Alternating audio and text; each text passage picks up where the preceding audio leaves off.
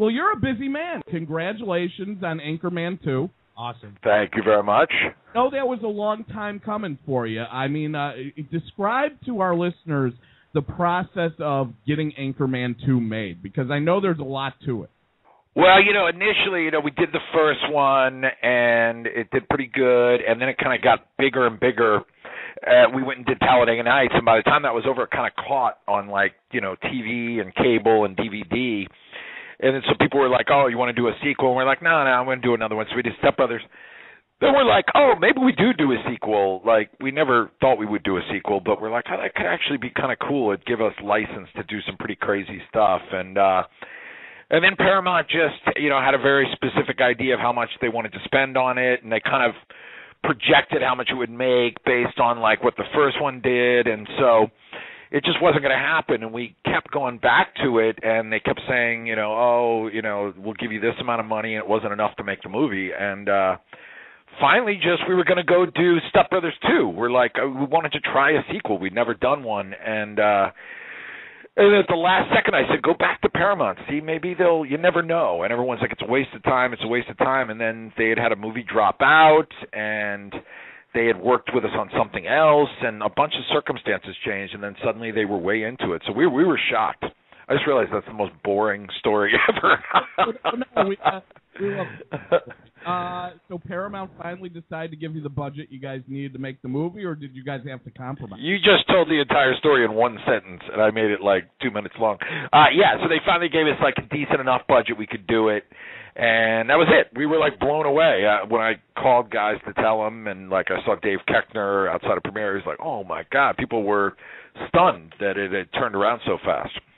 Well, I know you can't give away much of the plot or anything. I know you guys are just writing it. Are you writing it now, or is it already written, or you're filming it, or what?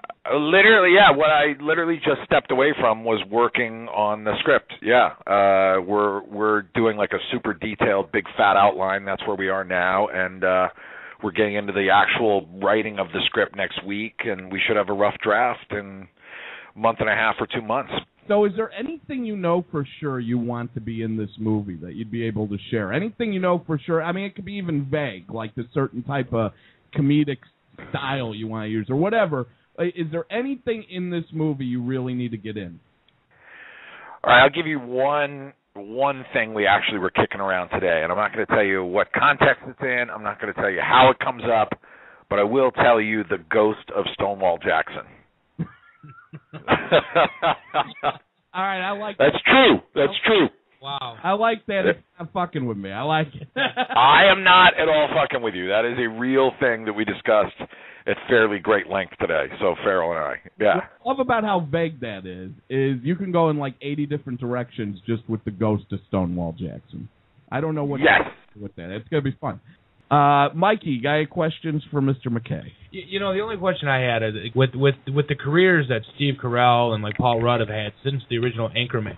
And David Koechner's done fine for himself too. Him too. Yeah. I'm just curious. Did it make it any more difficult to try to get this movie done? Everyone had to take a cut in their fee, right? Right, Adam? Everyone took a big cut. Yeah, and that. All credit to them, man, because they're all taking, basically a third of what they would normally get. But yet it was just everyone's like, we got to do this. This is going to be too much fun. And then the studio was decent too. They let us partner with them a little bit on it. So, in great success, there'll be some extra rewards, but probably not. It's probably going to be just what we get. But this one was just purely for the joy of it. So, they were great though. Rudd, Carell, everyone just kind of made it work and took the cut.